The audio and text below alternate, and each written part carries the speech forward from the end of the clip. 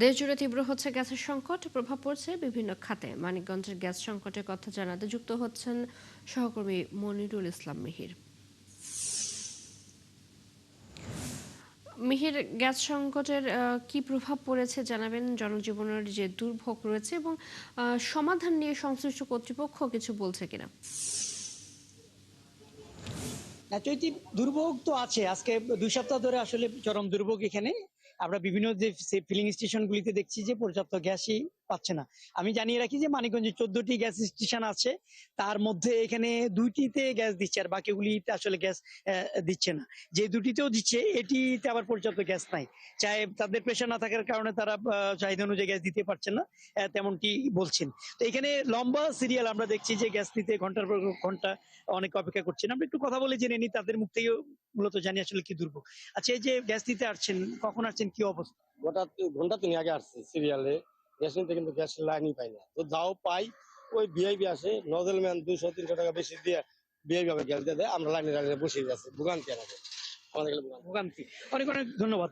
এই যে আমরা একজনের কাছ থেকে শুনছিলাম, তারা যেমনটি বলছেন যে তারা লম্বা সিরিয়ালে আছেন। আর ভিআইপির যে বিষয়টি তারা বলছেন যে উল্টা সাইড দিয়ে এখানে অনেকে ভিআইপি বলে গ্যাস নিয়ে যাচ্ছেন এবং তাদের অনৈতিক কিছু বাড়তি টাকা দিচ্ছেন, এরকম একটা অভিযোগ এখানে যারা গ্যাস দিতে আসছেন তারা আমাদেরকে বলছেন।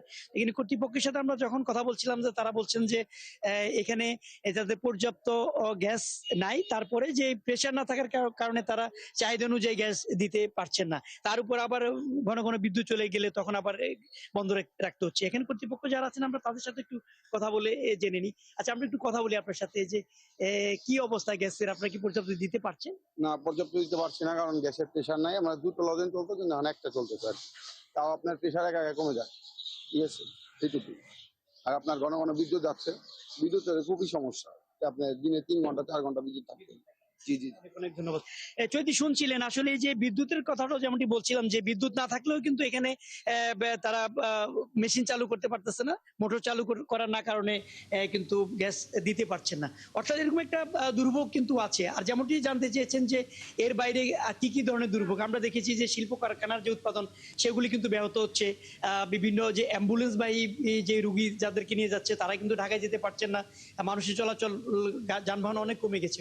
অর্থাৎ এখানেও অনেক ধরনের একটা দুর্ভোগ কিন্তু সৃষ্টি হয়েছে এবং এটা 2 সপ্তাহ ধরে এই অবস্থাটা চলছে।